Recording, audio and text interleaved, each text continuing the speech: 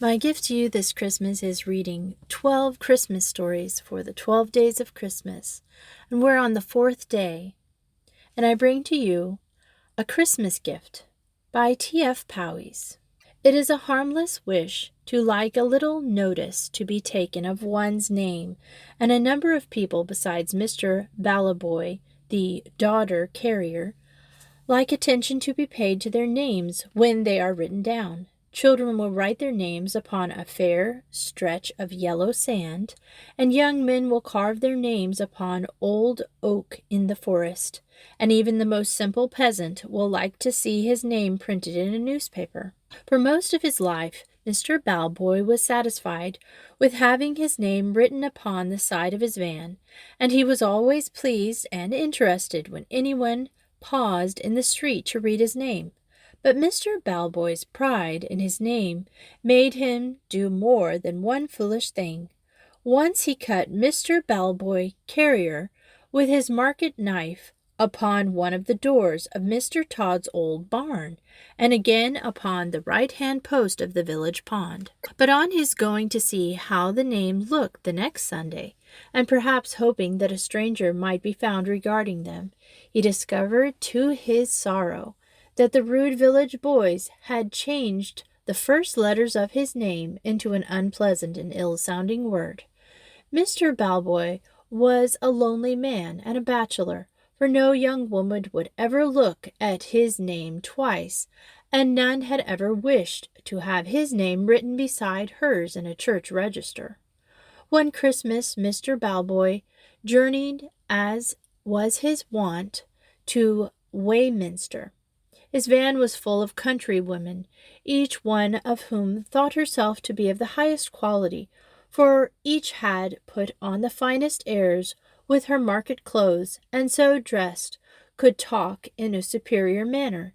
Mr. Balboy had certainly one reason for happiness, other than the ordinary joyfulness of the merry season, which was that his rival, John Hawkins, had passed by with his van empty of customers. Yet Mr. Balboy was sad. His sadness came, strangely enough, only because he wished for the first time in his life to give a Christmas present. It might have been only to give himself a pleasure that he wished to do this, for whatever the present was that he should buy, he determined that a label should be tied on it, and that his name written clearly upon it, from Mr. Balboy. What the present would be, and to whom it should be given, Mr. Balboy did not know. He decided to buy something that he fancied, and then allow destiny to decide whom the gift should go.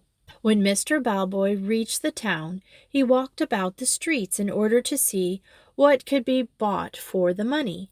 Many a shop window did he look into, and many a time did he stand and stretch his head, wondering what he should buy.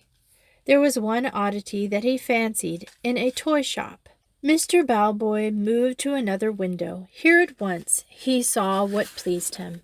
A little cross, made of cardboard and covered with tinsel, that shone and glistened before Mr. Balboy's admiring eyes. Mr. Balboy purchased the cross for a shilling and attached a label to it with his name written large. Sometimes a change comes over a scene, now so happy, but in one moment altered into a frown.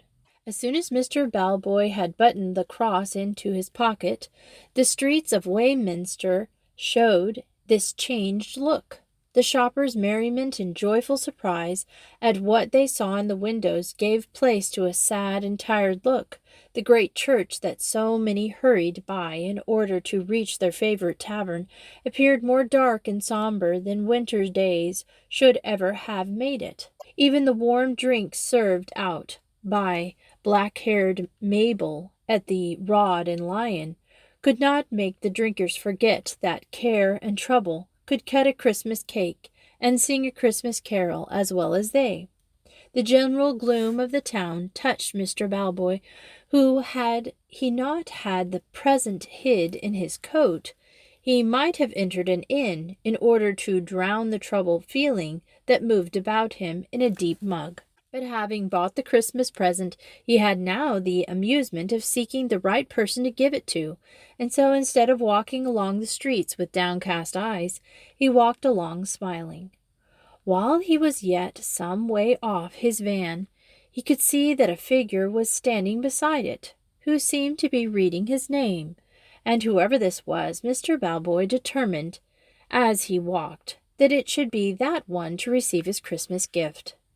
As he drew nearer, he saw that the figure was that of a young woman, wrapped in a thin cloth, who showed by her wan look and by her shape that she was expecting soon to be a mother. At a little distance from his van, Mr. Balboy waited, pretending to admire a row of bottles in a wine merchant's shop window, but at the same time keeping an eye upon the woman. Was she a thief? Was she come there to steal? A passing policeman with a fine military strut evidently thought so. "Don't stand about here," he shouted. "Go along home with you." The policeman seized her roughly. "I'm doing no harm," the woman said, looking at the name again. "I'm only waiting for Mr. Balboy." "Go along, ye lying drab," grunted the policeman. He would have pushed her along, only Mr. Balboy, who had heard his name mentioned, came nearer. "Bain't ye poor Mary?" he asked. He would have pushed her along, only Mr. Balboy, who had heard his name mentioned, came nearer. "What was it?" asked Mr. Balboy kindly, as soon as the policeman was out of hearing, "that made yer wish to study and remember the name of the poor carrier?" "I wish to ask you," said the young woman, "whether you would take me as far as Norbury Arms. Here is my fare." And she handed Mr. Balboy a shilling, the price of the cross. Mr. Balboy put the shilling into his pocket. "Get up in the van," he said, "and 'tis to be hoped they t'others won't mind ye." That day the most respectable of the people of the village had come to town in Mr. Balboy's van. There was even rich Mrs. Todd, clad in warm furs, whose own motor car had met with an accident the day before. There were others, too, as comfortably off, Mrs. Potton and Mrs. Biggs. Of none of these, or even his lesser customers, did Mr. Balboy wish to offend. He looked anxiously up the street and then into the van. The young woman's clothes were rags. Her toes peeped from her shoes, and she sighed woefully. Mr. Balboy gave her rugs to cover her. "Keep tight hold of these rugs," he said, "for the other women be grabbers." The change in the town from joy to trouble had that caused the women who had journeyed with Mr. Balboy that day to arrive at the van a little late, and in no very good temper, and when they did come, they were not best pleased to see a poor woman, worse clothed than a tramp, sitting in the best seat in the van, with her knees covered with Mr. Balboy's rug. "'Tis only Mary," said Mr. Balboy, hoping to put them at their ease. "'Tis only Tyke poor Todd." "Mary, is it?" cried Mrs. Biggs angrily. "Out with her!" screamed Mrs. Todd. "Away with her! Away with her!" cried the woman. Now, had it not been that Mr. Balboy had taken Mary's shilling, and so made her free of his van, with the right to be carried as far as Norbury Arms, he might have performed the commands of the drunken woman and thrown Mary into the street. But as he had taken her shilling, Mr. Balboy bethought him of what was his own. The woman had read his name. He had taken her fare. "Let she alone," said Mr. Balboy gruffly to Mrs. Biggs, who had laid hands upon the woman.